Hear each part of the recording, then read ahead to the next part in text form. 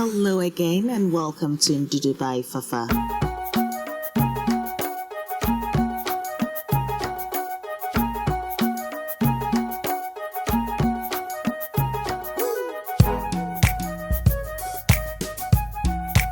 Hi everyone, my name is Fafa Gilbert and welcome to my creative African cooking channel, Ndudu by Fafa.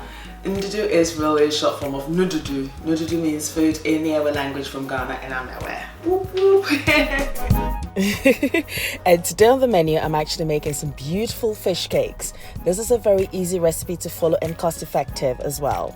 So here I'm actually adding my mashed potatoes. You can use your mashed yam.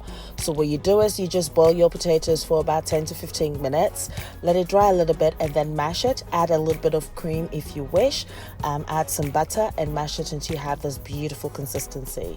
So this is my leftover mash from a roast meal that I did that I left in the fridge. So the next day I had some fish pieces and I decided to make my fish cakes. For a healthier option, you can omit the cream and butter. You can just mash your potatoes just like that. Now, because I've actually placed my potato mash in the fridge, it's nice and firm and just perfect. And to that, I'm actually shredding some parsley. I prefer to use parsley for this recipe because it doesn't overpower the dish. It actually enhances the flavor of the dish.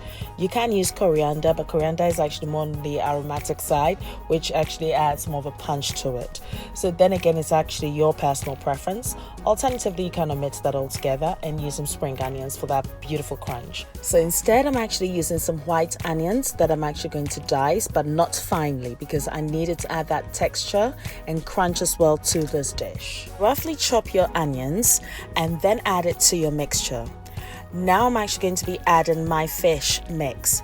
Now this is readily available in most supermarkets and the price do range from about £2.50 to £3.50 for about 300 grams worth of it, and that's all you do require for this. With your mash, you've got about 400 grams of mash, and this could actually feed a family of 4. You can add it with some salad and stuff, but this is a cost-effective dish and very easy to actually emulate. If you're in Ghana, you can actually use your smoked mackerel as well for this recipe and it will be equally delicious.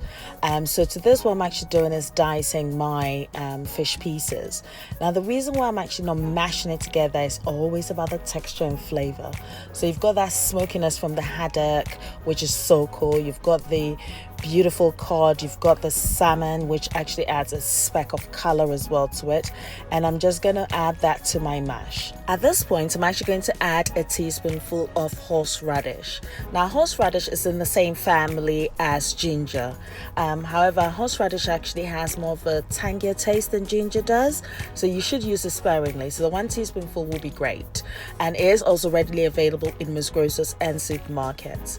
So to this, I'm actually adding my salt to taste, which is not more than half a teaspoonful. Grate some fresh black peppercorns, or you can actually use your wintia if you can actually grate that, or guinea peppers actually, that'd be great. And then yes, so now I'm actually going to mix everything together. Now you notice that the flavors that I've incorporated into this dish is one that is smoky and also a little bit tangy, and you've got that little kick in the background because of the horseradish. And because this is cold, it's easier because I don't need to add egg or anything else to bind it. It's easier to actually mold. So yes, you just actually roll a handful to a perfect ball and you repeat this process until you've used up all your mash. Now at this point, now that you've actually got it, what I then do is just use my finger to actually tap it down to actually create that beautiful disc. And this is now ready for me to fry.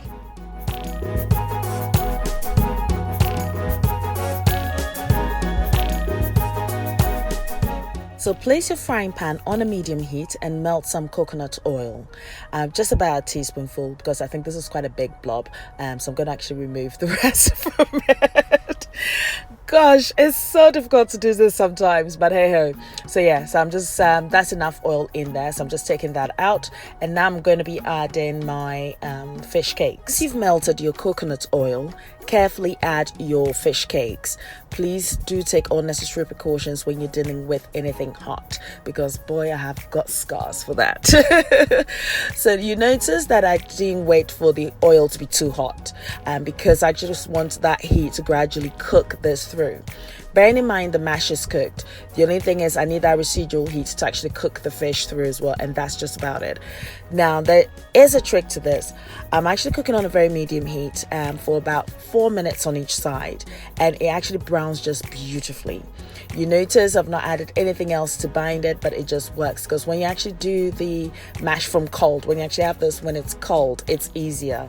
And so hence by the time that the fish or the heat actually permeates through the fish cakes, it means that the fish would actually be cooked perfectly. They'll be moist, they'll be crunchy, they'll be just beautiful flavor zone. This is so easy, I told you.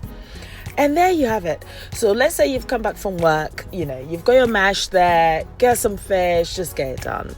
This is so easy, This is not any other food. Look at this golden temple. Go and treat yourself. Go to the market right now and go and buy some. Alternatively, you can actually use some crab meat for this, and that is equally delicious. So don't say I've not helped you. This is Ndudu. Now, if you do actually want to see other recipes, do leave comments below. And yes, I definitely do read your comments and I do reply to them. And yes, I will bear that in mind and also incorporate that into the recipes that I do create for you. I hope you are inspired to try the recipe, and if so, do not forget to click that subscribe button and the notification button, so each time I upload a video, it is actually delivered to your email address like pronto. This one, no curve, no, straight to you. Okay, now you'll find the transcript of this recipe on my blog in ndudubyfafa.blogspot.com. I'm also on Facebook, Instagram and Twitter as ndudubyfafa. Do pass by and say hi. Until next time, be lovely, be you, be beautiful, and I always love you. Take care.